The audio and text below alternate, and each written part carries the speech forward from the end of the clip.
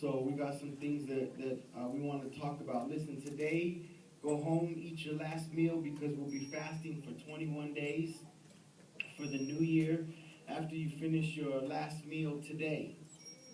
Okay, so I've been talking to you about the fast. I've been telling you about the fast, so you shouldn't be surprised about the fast. There's some things that people need to get right. You need to get your stomach right, you need to get your money right, and you need to get your time right, which means you have to be faithful in your giving, you need to be faithful in your volunteering and in your prayer, and you need to be faithful in what God tells you to put over the teeth and through the gums. Amen? Hallelujah. The title of my sermon this afternoon is You Can't See Where You're Going If You Keep Looking Back. You can't see where you're going if you keep looking back. I'm just going to run through this very quickly because there are so many subjects that I want to talk about. So many things that are going to be happening for the new year. New year, someone says new levels, new devils. Okay, so we want to go to new levels. We want to go to new places. We want to experience new things as a church. That's going to cause, and I'm going to need you to commit to loyalty, to dedication, to prayer, to fasting. The reason we're going on a 20-day fast for the beginning of the year is so that we can get our mind right, our body right, our prayer time right, and say, okay, Lord, what do you want for 2014? Where do you want us to be? We're going to dedicate the first. You know, what is tithing about? Tithing is about giving you the first 10%. Well, what we're doing is we're giving the first days of 2014 and we're dedicating them to God so that God can give us direction for the rest of the year. Genesis chapter 20, verse 19. Genesis chapter 19, verse 1. I want to read this to you real quickly. I want to just show you this real quickly. I only have 2 verses here. So Genesis chapter 19, verse 1. Now the 2 angels came to Sodom and everything, and in the evening, and Lot was sitting in the gates of Sodom. When Lot saw them, he rose to meet them, and he bowed himself to his face toward the ground. And he said, Hear now, my lords, please turn into your servant's house and spend the night and wash your feet. Then you may rise early and go on your way. And they said, No, but we will spend the night in the open square. But he insisted strongly, so they turned into him and entered into his house. Then he made them a feast and baked unleavened bread, and they ate. Now before they lay down, the men of the city, the men of Sodom, both old and young, all the people from every quarter, surrounded the house. And they called to Lot and said to him, Where are the men who came to you tonight? Bring them out to us, that we may know them carnally. So Lot went out to them at the doorway and shut behind him. And he said, Please, my brethren, do not do so wickedly. See now, I have 2 daughters who have not known a man. Please let me bring them out to you, and you may do to them as you wish. Only do nothing to these men, since this is the reason they have come under the shadow of my roof. And they said, Stand back. Then they said, This one came in to stay here, and he keeps acting as a judge. Now we will deal worse with you than with them. So they pressed hard against the man, Lot, and came near to break down the door.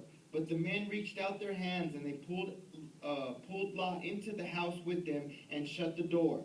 And they struck the men who were at the doorway of the house with blindness, both small and great, so that they became weary trying to find the door. Even though they were struck with blindness, they were still trying to find the door and trying to make their way in there. They wanted to take the guests of Lot, and they wanted to have their way with them. They wanted to do acts upon them, acts of violence and acts of unthinkable things he wanted to do. They wanted to do to Lot's friend. And here Lot, trying to be the good host, said, Well, wait a minute, why don't you take my daughters and do these unspeakable things to them rather than to my guests? Sometimes the enemy has us so blind that we would tell the devil, why don't you do this to this person instead of that person? Or here, you can do this to my children, or you can do this to my wife, or you can do this to my husband, but just don't do this over here. But we are so struck with our own insensitivities or our own insecurities that we even offer our own families out as a sacrifice. Let's go to 12. Then the men said, Lot, have you anyone else here? son-in-law, your sons, your daughters, and whomever you have in the city, take them out of this place, for we will destroy this place, because the outcry against them has grown great before the face of the Lord, and the Lord has sent us to destroy it. So Lot went out to speak to his son-in-law, who had married his daughters, and said, Get up, get out of this place, for the Lord will destroy this city. But to his son-in-laws he seemed to be joking. When the morning dawned, the angels urged Lot to hurry, saying, Arise, take your wife and your 2 daughters who are here, lest you could be consumed in the punishment of the city. And while he lingered, the men took hold of his hand, his wife's hand, and the hand of his 2 daughters, the Lord being merciful to him, and they brought him out and set him outside the city.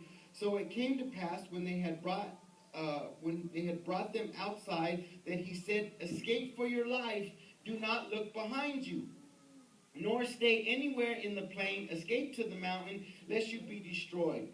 Then Lot said to them, Please, no, my lords, indeed now your servant has found favor in your sight, and you have increased in mercy, which you have shown me by saving my life, but I cannot escape to the mountains, lest some evil overtake me and I die.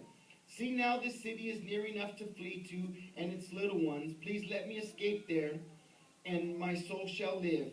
And he said to him, See, I have favored you concerning this thing also. In that I will not overthrow this city for which you have spoken. Hurry, escape there, for I cannot do anything until you have arrived there. Therefore the name of the city was called Zorah.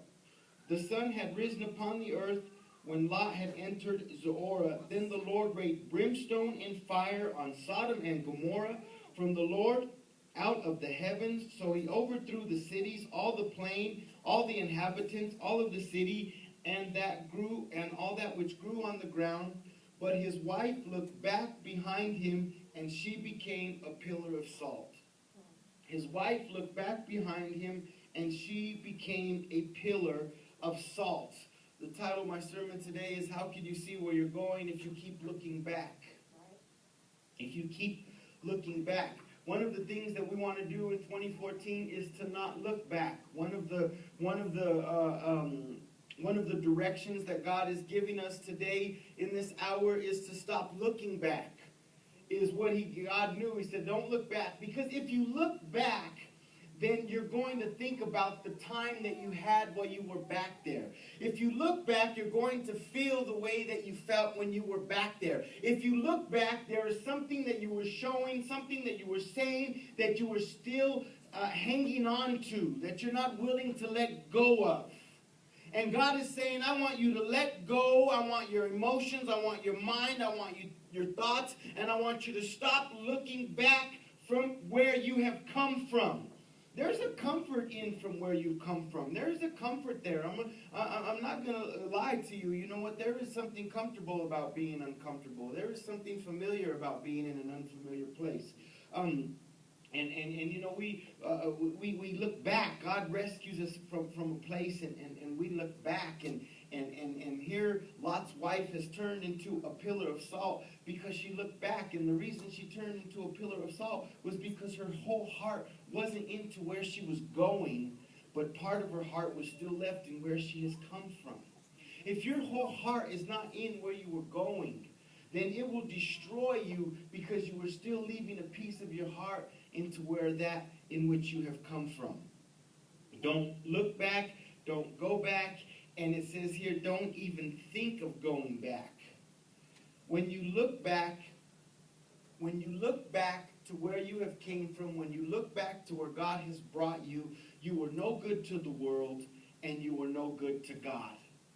Because if you look back, you are telling God, well, there's still a piece of the world in me. And when you look to God and then look back, you're telling the world, well, I still kind of go where God wants me to go. So I'm totally not sold to being bad, but I'm totally not sold to being good. I would kind of like to be good when it benefits me and be bad when it benefits me. And what does the Bible say about that which is lukewarm? He will spew you from his mouth. Have you ever ate something and it's just too salty? You're like, hey, there's too much salt in here. Yeah, we call that Lot's wife. Ooh, Lot's wife, she's too salty. You know, invite her over. She's too salty. And so she looked back then and she told God, you know what, I'm not totally sold with the plan that you've given me. You must keep your eyes set on where you are going.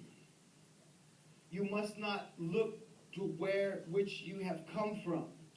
In other words, that God is saying, you know what, keep your eyes focused on me. Keep your eyes, the word looks means focusing your eyes towards something. He wants your focus on him. He wants your focus on what he wants you to do, where he wants you to do, what he wants you to do, how he wants you to do it. He wants you to take yourself out of 2013 and engulf yourself into 2014. And the way that you are going to accomplish the goals that God has for you in this year is by keeping focus on him. Keeping your focus on God. Not getting up and saying, well, how do I feel today? It doesn't matter how you feel today. You've made a commitment for 2014. As we're getting ready to go into this 21-day fast of no meat, no sweets, and no breads, don't start thinking, well, I don't know if I can, or I don't know if I should, or well, it doesn't matter. You know what God is telling you? He's saying, listen, if you are going to get closer to me, you've got to quiet the voices that have been just as loud as I've been in your heart. You've got to quiet them down. And you've got to turn me up so you can gain a clearer idea of what it is that I want you to do.